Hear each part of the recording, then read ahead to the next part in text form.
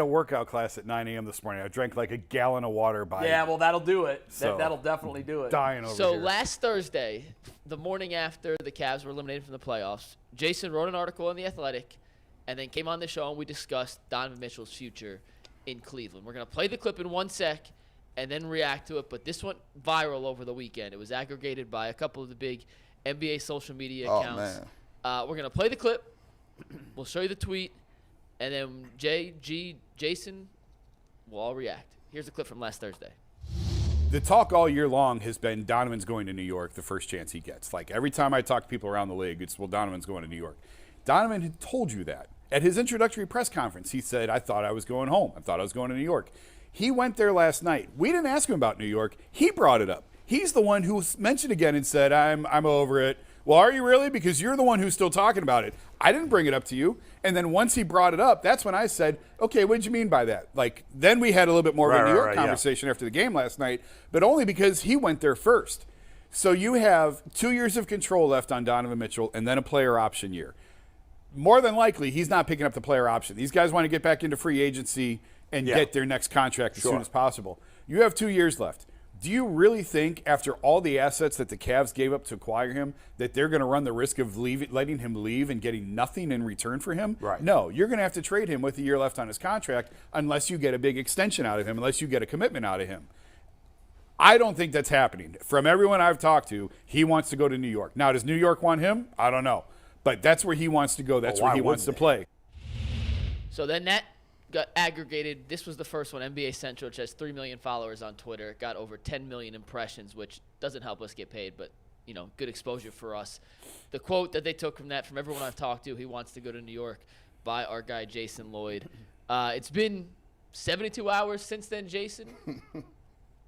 There's no changing your stance. I have on one any of this, question right? for Jason to start off with. Have you received any pushback from the Cavs or from Donovan Mitchell on your statement? No. Okay. None. The defense rests. I mean, honest to God, Because that was the one thing I wanted you to talk about. Yeah. Because if it wasn't, they've seen it. they've called you. They've seen it. They've seen They it. just pull up on you. If it wasn't true, somebody would have reached out to you and said, Jay, you're on the wrong path. Listen. I like you. I respect you.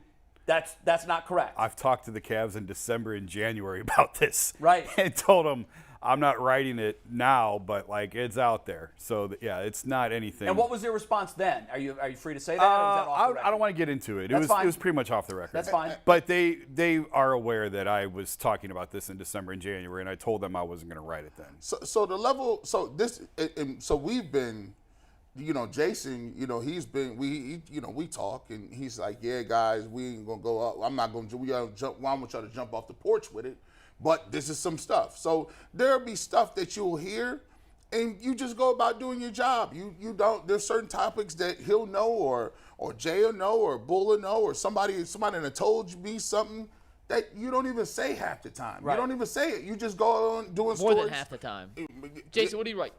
15% of the stuff you know? 20%? I've probably about 20 to 25%. Right. Yeah. So if it get to that point, and it took him all year just to say that, and he told us that back in November. Like, that is not earth. By the way, this is not earth moving noise. Like, if you can't look at the climate of what the NBA is with Kyrie and Kevin Durant and James Harden and all these other moving parts. If you guys don't know that by now, y'all are crazy. Like, this is the way these guys move.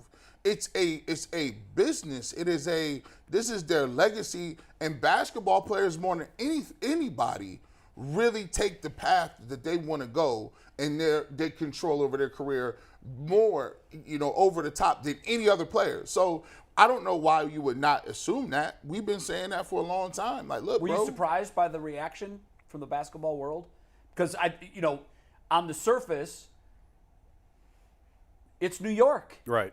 and they're still playing, and they're never good with not getting up. They thought they were getting LeBron when he Yes. went to Miami, KD. and then as soon as it doesn't work out, screw that player, man. We don't want that dude anyhow. But they want Donovan Mitchell. You would think. Why wouldn't they? Right. I mean, with the pieces that they have, and you add Donovan Mitchell to that, now Yeah. you talk about not just a team that can make it to the Eastern Conference semifinals, and who knows how that series is going to work out. It hasn't started off well for them, but he might be the difference maker in New York that we were hoped Donovan Mitchell would be the difference maker here in Cleveland. And I don't know. And we're 2 years out. I don't know how they make the numbers work and if it's free agency trade, whatever. That's not really my concern. Really, the only reason I was bringing it up was because, and I get it. I hear it all the time. Like, well, Cleveland media is trying to drive another player out, or why are you guys talking about this already? Guys, we're talking about this because the NBA is talking about this. I'm telling you what leagues and teams are saying, and the Cavs know about this. Like, they knew this when they traded for him. Were you hearing it from players or executives or both? Teams, executives, agents. And so they know it's circulating. Yeah, of course they know it's out there. Small but tight circle. Yes, but teams have to plan 1 year, 2 year, 3 years out, 4 years out. They're always looking. You heard Kobe talking about it at his end of season presser about going into the tax, and he said exactly what I was telling you guys 3 months ago. It's not about going to the tax. It's about starting the repeat offender clock. And you have to be strategic about when you do that because those taxes are so much more punitive. So no, he made it sound like they're not going to be a tax-paying team this year because they have to worry about 3, 4, 5, 6 years out. Teams plan for this stuff all the time. That's why we're talking about it, because that's what they're talking about. If you're the Cavs, aren't you immediately talking to his agent about a long-term extension? Sure. Yeah. I mean, okay, do you and I know would imagine that conversation is no, I don't know, but I would imagine that it's an ongoing. It's not like you pick up the phone. And by the way, his agent was Colin Sexton's agent, which is just another little funny twist in all of this. That's interesting. But it's not like you just pick up the phone at the end and go, okay, like, what do you want to do? Like, this is an ongoing. No, but if you're the Cavs and you're hearing this, and they're hearing it too. Oh yeah. You probably weren't the first person to tell them about it. He would never sign that because of this, right? He wants the flexibility, right? Because when Kobe Altman says we're not making any sweeping changes. And if you're Donovan Mitchell and you want sweeping changes, then you're going to say, well, I'm not signing nothing. I'm going to see what you do to put a team around me, and then we'll look at it to see how that team gels. There was some discord. There was something going on the Cavs bench during one of the timeouts. Oh, yeah, when he was getting hostile or animated. What was that about? I didn't ask. I don't know. It's nothing. Yeah. It's in-game frustration. Do you sense that there's any frustration? No, and that's why I want to go back to what you said. I don't know that Donovan wants sweeping changes. Like, I don't want to put words in his mouth. I don't know that. I mean, listen, that's why I said before. He was sent here. He didn't come here on his own. He was sent here in a trade. Man, at his news conference, he said all the right things. He sold it like this was his end-all, be-all destination. And he said he was excited that they didn't have to give up any of the big pieces to get him. They still had Jared Allen. They still had Darius Garland. They still had Evan Mobley. He was afraid they'd have to break off one or two of those in order to get him. He was thrilled that they were all here. He has been a model teammate. He's been an exemplary leader, takes accountability, even at times more than he probably should shoulder, although I think he gets a lot of the blame for how they played in that Knicks series. And he took it. Like, he's been great. He's been great since day one, and I don't want to misconstrue anything on that. He's been exactly what they want from him. I'm just telling you, he thought he was going home. It would be like, if you got drafted to Albuquerque, G, and then you had the opportunity to come to Cleveland, come home, you think you're coming home, and then they ship you to Buffalo, and you're like, oh, man, well, I thought I was going, all right, well, I'm going to do the best I can here, and I'm going to make the best of the situation, but I kind of wanted to go home. It's the same. I don't fault him for that at all. I don't fault the Cavs for making the deal. Like, they had an opportunity to draft or trade for a superstar with 3 years of control left, and they just felt like their contention window was opening. So they make the big swing, and you look at it, you go, we've got 2 years to convince him to stay before we have to make a decision. And that's still in play. They still have another year. Guys can change their mind. Kevin Love was adamant to me, when LeBron's gone, I'm out. And then he ended up staying and signing another long-term deal. So guys are human. They change their minds on these things. I'm just telling you where we stand right now. I don't think he's changing his mind. Let's be real. You can go back and look through the annals of time when guys are he'll probably still either be first or second team All-NBA. First or second team All-NBA dudes want control. They want to control where they go. Look at the people who got traded. Kyrie Irving got traded to Boston. He said, I love it. Love it here. It's my team. I got Tatum, Brown, all these young dudes. It's me. We about to. Less than 2 years later, he's like, nah, I need the control. I want to go where I want to go, start my own thing. He went to Brooklyn. I'll even go to the highest level. Now, I know Toronto ain't a mid-market team, but it ain't crazy NBA team. But when they got Kawhi Leonard, they went to the promised land. They went to the championship and beat the Warriors. And Kawhi Leonard was like, all right, Appreciate you. I'm going home. I'm going home. What makes you think? I be trying to say it. I listen. You may say we guys up here, the media. I jokingly say I'm the Duke of knee jerk, but all I'm doing is just giving you the mirror. Now, when I show up, you can decide if you want to believe it or not. But the proof's already been there. See, here we forget so quickly what happens. We throw it away. And if someone just says to you, I like you because I understand Cleveland, man, you got to stop falling for that. And every time somebody reports something, every time somebody give you something, you don't have to take it personally as if you want to bury your head in the sand and can't be a fan anymore. Trust me, people don't walk around and just make up stories. To be truthful, I got in this game, and I always call people, I say, listen, I'm the least of the most locked in dudes in the game. I don't even got sources. And then one day I got some sources, and it messed me up because I'm like, this is really what be happening? This is really, like, if you really knew 80% of the stuff that's available to talk about or that you knew that don't get reported, it would screw up your fandom. So just relax. Jason's not printing, phony dollars here. It is what it is. If you just take a look at the tea leaves, and at the end of the day, that Donovan Mitchell ain't no different than the rest of the players that make these same moves. He's not signing no extension. Why would he sign an extension today? And that is something that's looming over the organization. It is what it is. Yeah, it doesn't benefit him financially to do a deal now. Not when right now. The pay scale changes as often as it does. Yeah, in Jason's defense, not that he needs any defending. Real quick, Jay. Yeah. If anyone wants to come at Jason, I'll fight him. I think we all will. I will do trial by combat, But see, Game of Thrones style for here's the Jason. thing, though, That's and- my dude. I'm and just throwing it's- out there. Jason, I got your back. It's not just Cleveland fans. Yeah. Okay, it's not. I want to start by saying that. Yeah. That's the universe that we're immersed in, so sometimes it appears that way. Yes. But when we give our opinions on players, and it's not the most glowing opinion of that player, we're not saying that because we want that to be true or we want to make you upset. We're saying that because that's what we think. Right. Now, in the case of Jason and his reporting, there's no opinion in what he reported. What Jason reported was what he is hearing. That's what reporters do. Yeah. It's not like you heard it from one person and went with it. You're seasoned. You know, I need multiple sourcing on this. I need different organizations, different voices. When you start getting to a threshold where it's no longer a whisper, it's not necessarily a shout, but they're talking in front of everybody. Openly. That's when Jason feels comfortable enough to report it. The anger at Jason for what he said is so misplaced. He doesn't want this to happen. He doesn't necessarily have a dog in the fight. It's his job to write about what he's hearing and to talk about what he's hearing. And we're sorry if Browns fans don't like it. There's no agenda. I'll guarantee you, before the show starts, Jason doesn't sit down and say, how can I rile up the Cleveland fan base today? And trust me, I'll be asking him inflammatory questions to get him riled up. And I try to get Jason to say stuff, and I'll be trying like, yo. You're not going to get he's a don't. pro. He's a pro's pro. Hey, you trying to let me? So with that all being said, real quick, just to put a wrap on this before we talk Kevin Love for 2 minutes. Knowing what you know, what Jason's reported, what we all think, what we've all heard, do you think Donovan Mitchell ends up playing his final 2 years on his current contract in Cleveland? They'd have to win like a championship. They'd have to like go to the finals or something. I would say no, and here's why. The talk that he wants to go to New York is out there.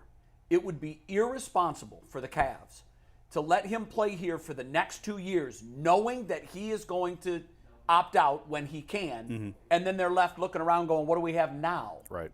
Oh, no. What do we have now? Oh, and no draft capital? No, so what has to happen is you got to get all the major players in a room, and you have to talk this out, and you have to do it sooner than later. You have to ask Mitchell, not his agent. I want to talk to Donovan Mitchell.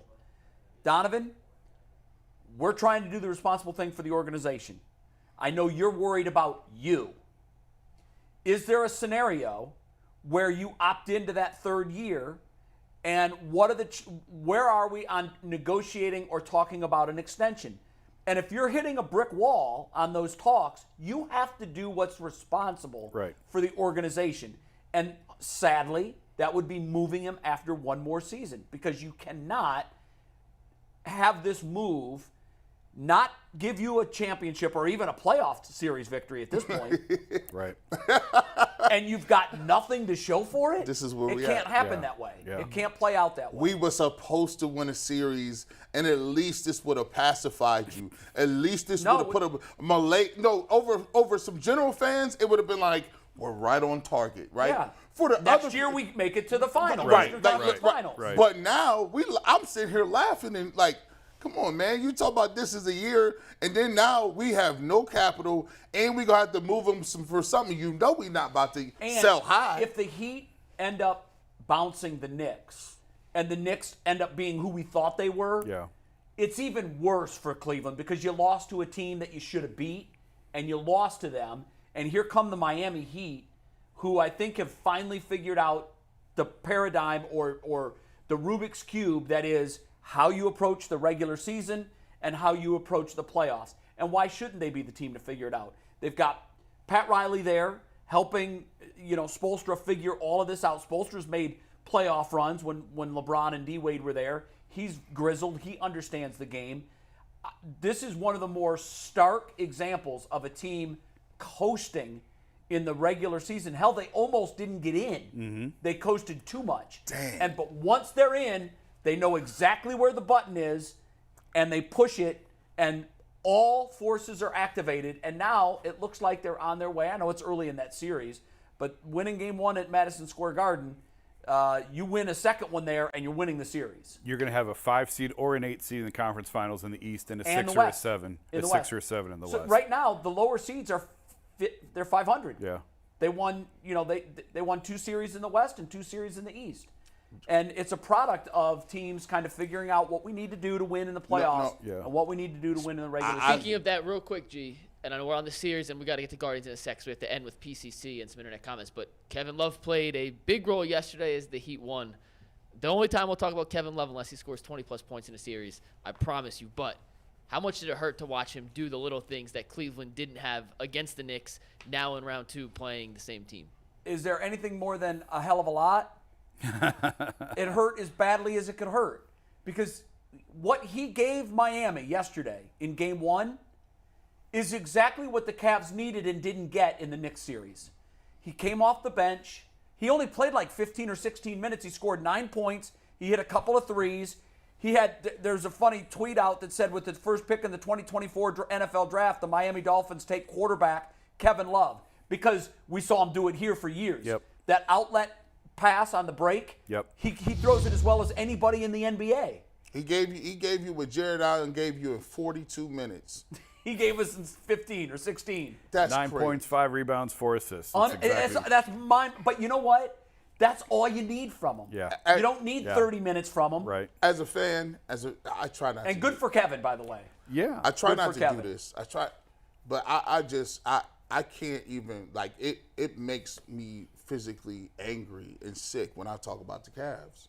I just can't, like, I try to avoid it, because the level of hubris that they spoke with after it was all done, and I'm like, and then I'm watching Kevin Love contribute, and now you telling me about how 50 wins is a landmark. Man, listen, I'm gonna keep it real with you. It's a lot of dudes out here. That's a losing mentality. That's a losing mentality. Don't tell me about no 50 wins. I saw LeBron get 66, and we was pissed as hell they lost to the Magic in the finals.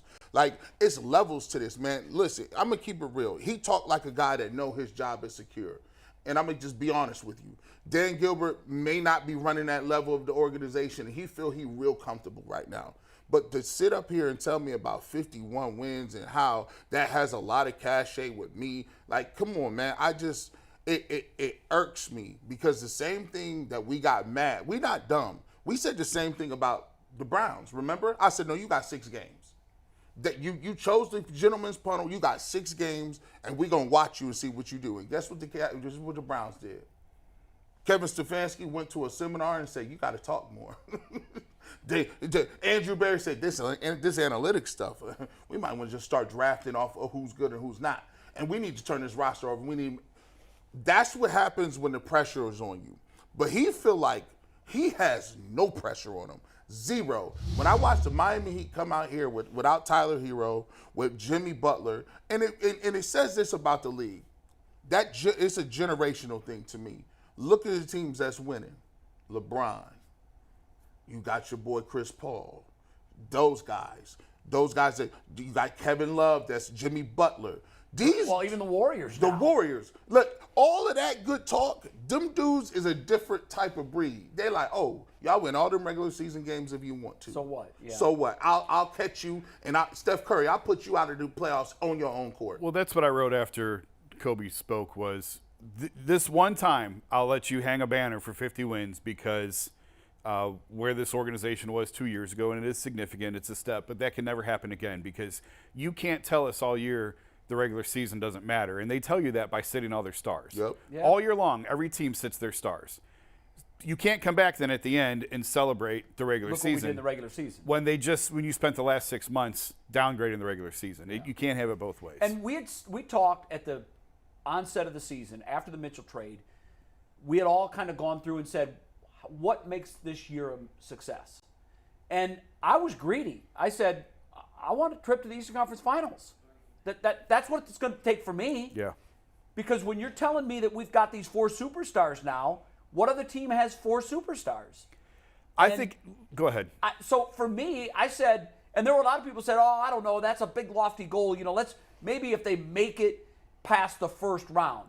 Well, last year we underachieved in that we didn't get a playoff series. Right. Mm-hmm. This year we underachieved in that we got 1 playoff win and got knocked out in 5 games by a lower seed. And you had home court advantage. Yeah, that's a disappointment. And that's a clear-cut disappointment. And I'm not going to give them a consolation prize for 50 wins in the regular season. It's a milestone. It's nice. But I don't care. Right. I don't care. This league, every league, is about what you do once the regular season is over. Half the damn league makes the playoffs. I'm not going to wave a banner because I'm in the top half of the league. Right.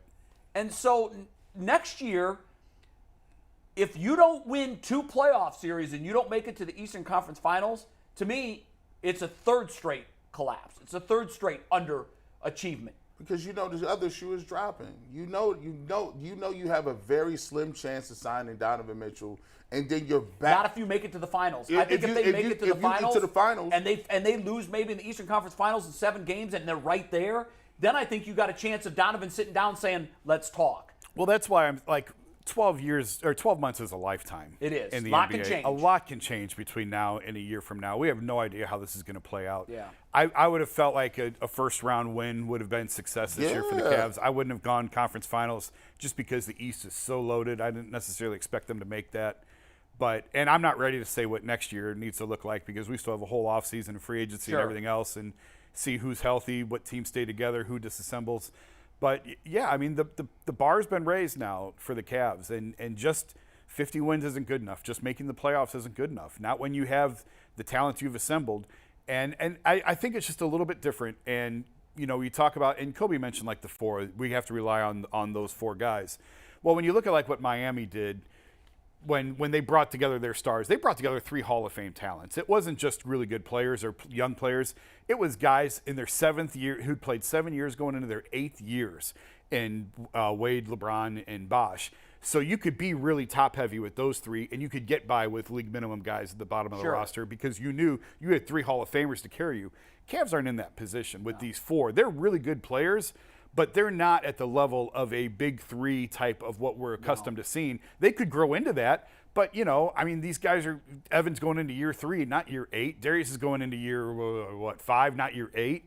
Donovan is that guy. He should be in that guy, but even he's not in the mold of LeBron and Dwayne Wade. He's a really good player, but he's not greatest of all time conversation, at least not yet. I know that you can parse whether or not a trip to the finals is what was expected, but I can tell you this, and you don't know how this is going to play out, but if you would have told me coming into the playoffs that Milwaukee's going to be a first-round bounce, I would have been salivating. I would have said, then we've got a pretty clear path.